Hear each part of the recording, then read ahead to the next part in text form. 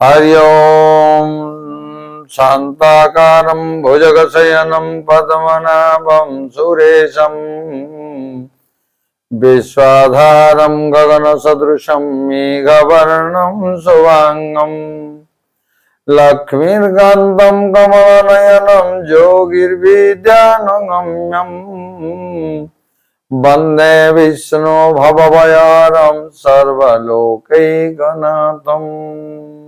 प्रिय दिव्यात्मन श्रीमद् भगवद गीता शुणुथिबा समस्त भक्ते मते एवं भक्त वृंद माँ भौणी समस्त को ए दिव्य कथा आख्यान चैनल तरफ स्वागत जनाऊँगी। आपण माने दिव्य कथा आख्यान चैनल अनेक समय स्वतंत्र कार्यक्रम मध्य देखिबार सुयोग पाइबे। वर्तमान आम धारावाहिक हिसाब से चलुचंती श्रीमद् भगवद गीता प्रथम अध्याय 18 अध्याय पर्यंत। तेबे पूर्व शुणी आपण श्रीमद् भगवद गीतार 20 एवं 21 नंबर श्लोकर गोटे पाद। आसतु मु समस्त को स्वागत जनाऊँगी। वर्तमान 21 नंबर गोटे पाद 21 गोटे पाद एवं 22 नंबर श्लोकर संपूर्ण व्याख्या। तेबे आरंभ करिबा वर्तमान श्रीमद् भगवद गीता। अर्जुन उवाच सेनयोरुभयोर्मध्ये रथं स्थापयमेच्युत जावदेतान्निरीक्षेऽहम् युद्धो कामानवस्थितान् कर्मया सह युद्धव्यो मस्मिन् रणसमुद्यमे। यार शब्दर अर्थ शुणु। हे अच्युत, अच्युत कहते स्वयं भगवान। उभय कहले दुई, सेनय बोलते सेनांक, मध्य कहले मध्य भागरे, मे अर्थ मोर, रथम अर्थ रथ को, स्थापय अर्थ रखंतु, जावत कहते जे पर्यंत, अहम बोलते मु, अवस्थितान बोलते दंडायमान, एतान बोलते यही, युद्धु कामान अर्थात युद्धाभिलाषी मान को, निरीक्षे देखी न सारी, अस्मिन कहले यही, रण समुद्यमे युद्ध रूपक उद्योग मया मोते के क्यों मानक सह अर्थात सहित युद्धव्यम युद्ध करने को हेबो। तेरे अर्जुन कहले हे अच्युत, युद्ध क्षेत्र में दंडायमान युद्धाभिलाषी मानक मध्यरु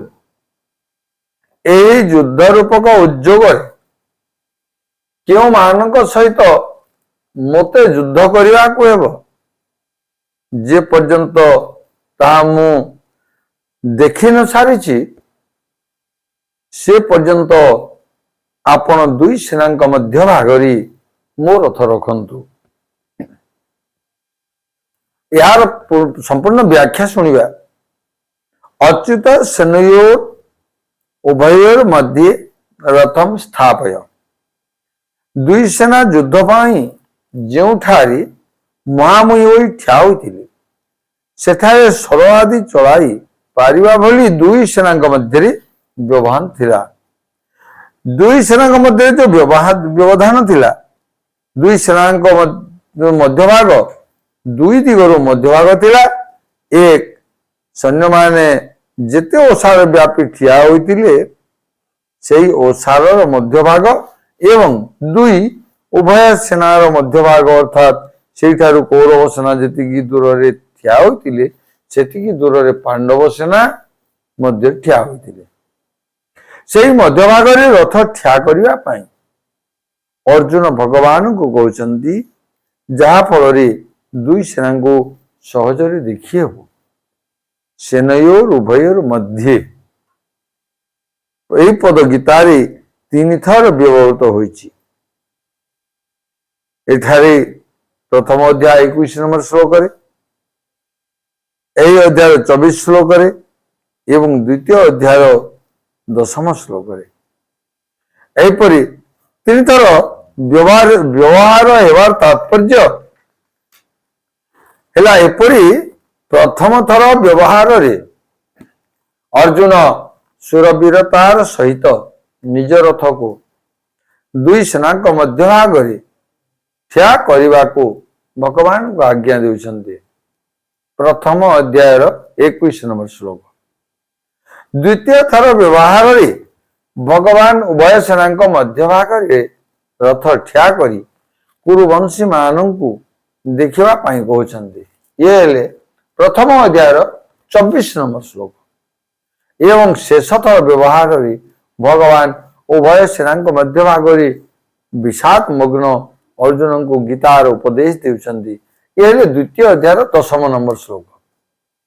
एहीपरि भाव प्रथम अर्जुन को ठारी सुरवीरता थिला मझे कुटुंब मानू देखि मोह जोगु तांकर युद्ध को तांकर युद्धरु उपरति हेला एवं शेषरे तांको भगवान ठारू गीतार महान उपदेश प्राप्त हेबारु तांकर मोह दूर होई गला। एथिरु एही निष्कर्ष बाहरिला जे मनुष्य जेउठी जो परिस्थिति रे अछि से ठारी सेही परिस्थितिर सदुपयोग करी से निष्काम होई पारिबो एवं सेहीठारे ताकू परमात्मा प्राप्ति होई पारिबो। कारण परमात्मा समस्त परिस्थिति रे सर्वदा एक रूपे विद्यमान। जावत एता निरीक्षेयम यही श्लोकर व्याख्या देखिए दुई सेना मध्य भाग केते बेल पर्यंत रथ ठिया करा एथिने अर्जुन कहते जे युद्धाभिलाष रे कौरव सेनार निज निज सैन्य मान सहित जोग देइथिवा राजा मानू जे पर्यंत मु न देखि सारी से पर्यंत आपण सेठारी रथ ठिया करंतु। एई युद्ध रूपक उद्योग मते क्यों मानकर सहित युद्ध करने को हेबो से मानक मध्य क्यों माने मोर समकक्ष क्यों माने मोठारु कम बलवान ओ क्यों माने अधिक बलवान से मानकु मु टिके देखिनी। एठारी युद्ध कामान कहते युद्ध कामान पदरी अर्जुन कहते आमे संधि विषय चिंता करथिले किंतु सेमानक मनरे युद्धर प्रबल इच्छा थिबारु सेमाने संधि स्वीकार कले नहीं। एणु मु टिके देखिबी जे सेमाने केते बल नहीं युद्ध करने को इच्छा करिसंती। अर्जुनंकर अभिलाष यह थिला।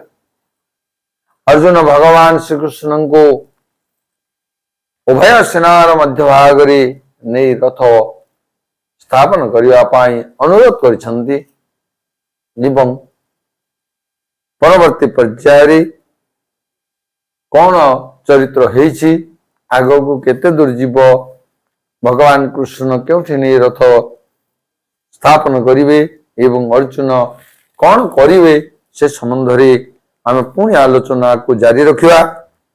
वर्तमान पई हमर एई प्रथम अध्याय 20 नंबर श्लोक को विश्राम देवा। आपण माने गीता शुणु थांतु धारावाहिक हिसाब से देखंतु एवं निज जीवन को चरितार्थ करंतु।